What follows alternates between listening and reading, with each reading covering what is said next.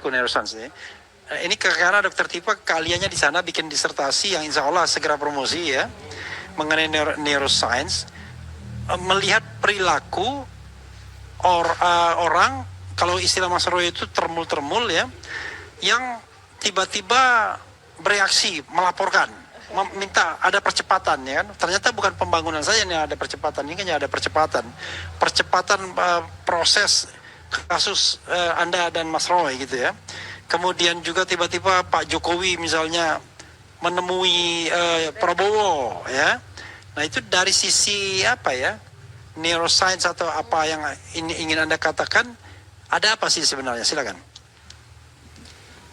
Baik, gini, jadi perilaku dari Joko Widodo itu kemudian terekstrapolasikan ke perilaku termul-termul ya.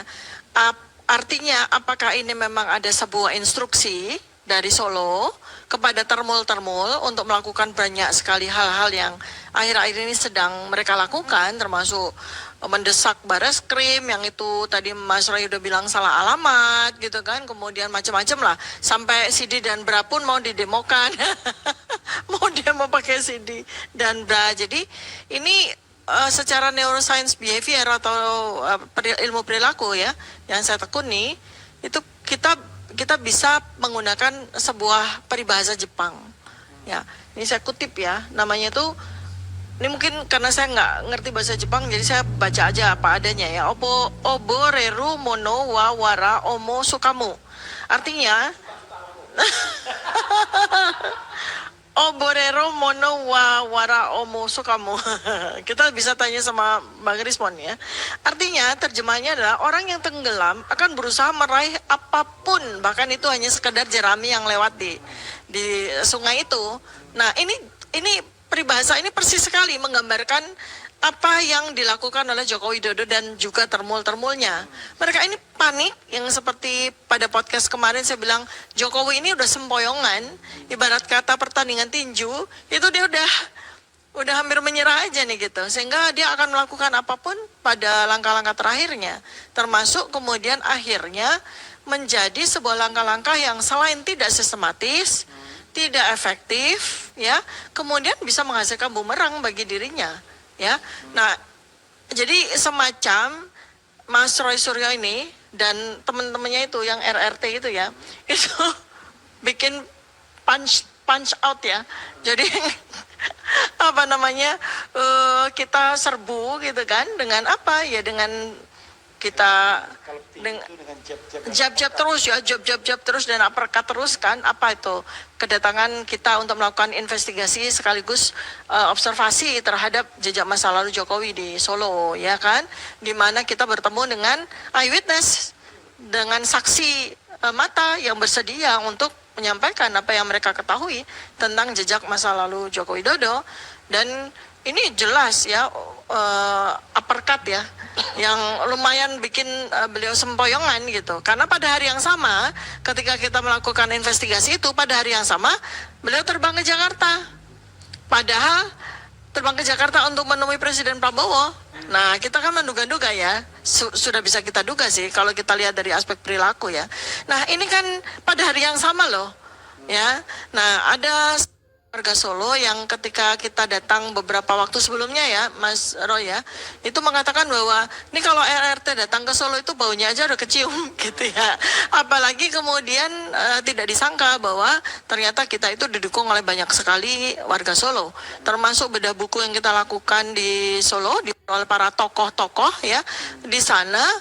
Tanpa ada sebuah perlawanan, tanpa ada sebuah hambatan sama sekali, acara itu berlangsung sangat ini. Dan mereka, para warga Solo juga menyatakan bahwa mereka nggak mau disangkut pautkan dengan perilaku dari Joko Widodo dan kroni-kroninya.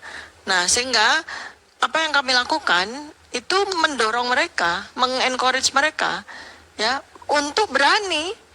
Jadi keberanian ini kemudian menjadi muncul bagaikan gulungan bola salju, menggulung seperti bola salju, makin membesar dan makin bikin Joko Widodo sempoyongan.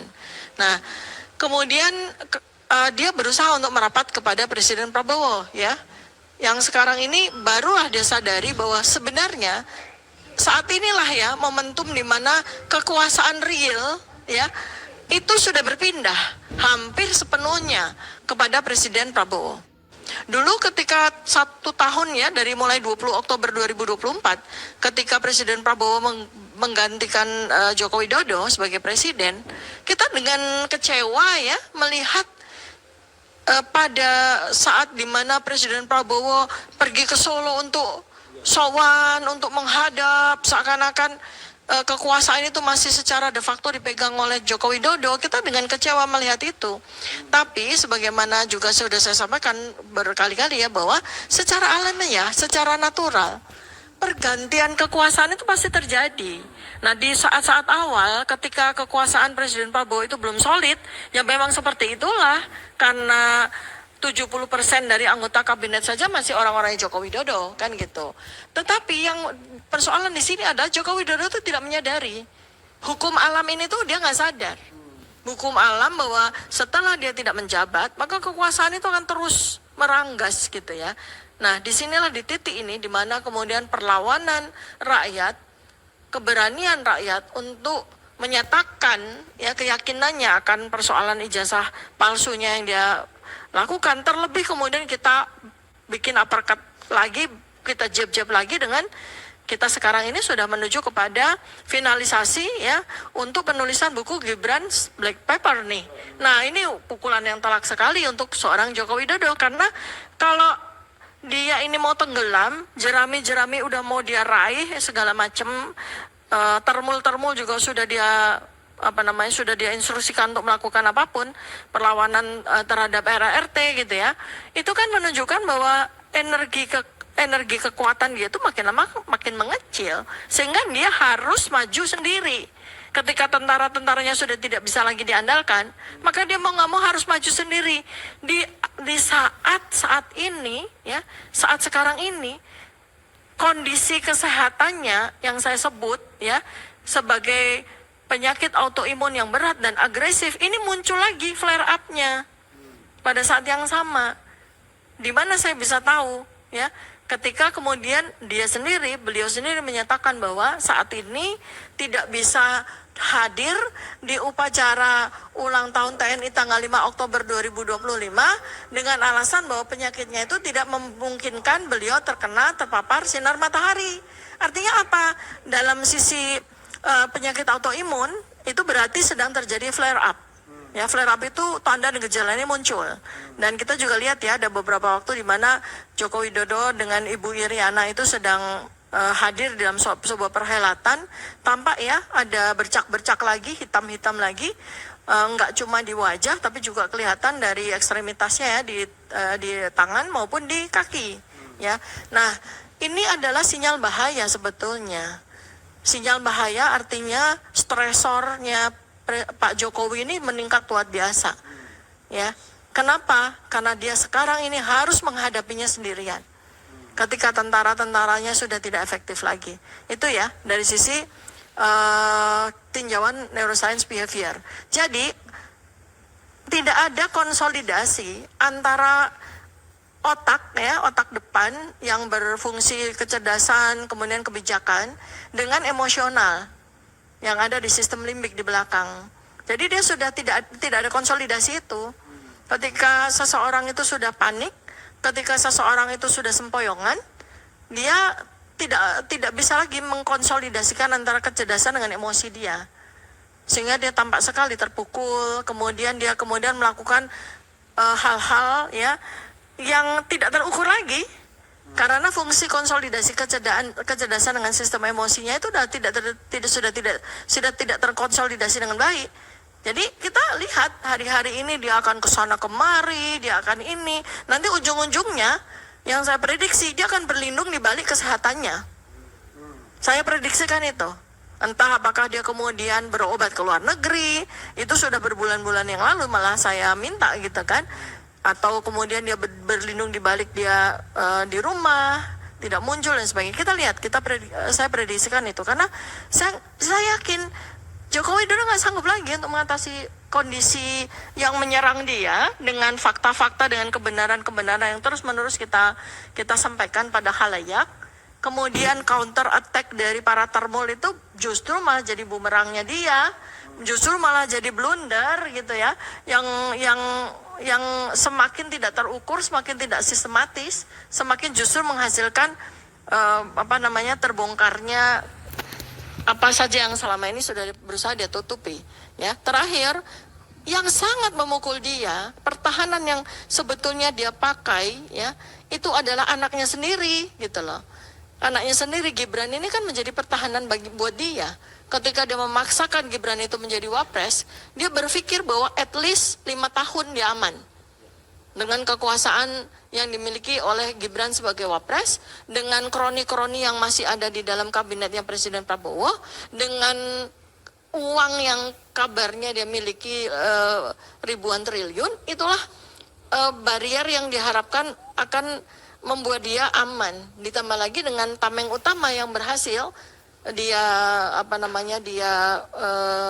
keberhasilan dia adalah menjadikan Gibran itu sebagai wapres. Jadi sebetulnya ini terus terang aja betapa jahatnya loh Joko Widodo ini terhadap anaknya sendiri.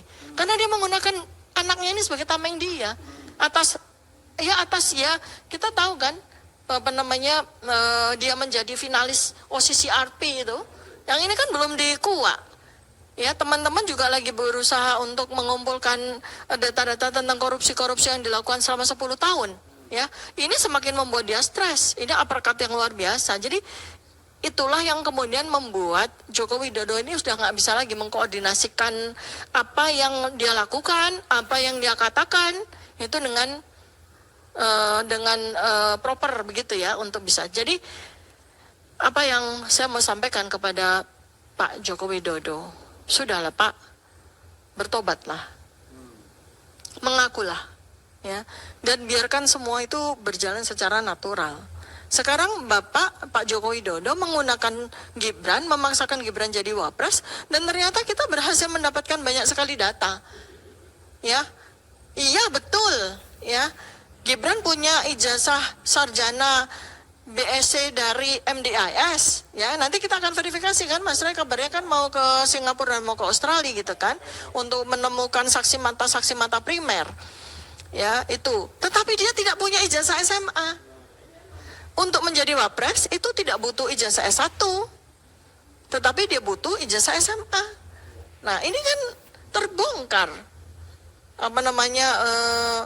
sebuah kejahatan terstruktur dan jelas itu ada pidananya. Mungkin nanti Bang Refli bisa sampaikan di situ ya. Itu dari saya ya. Oke, Pak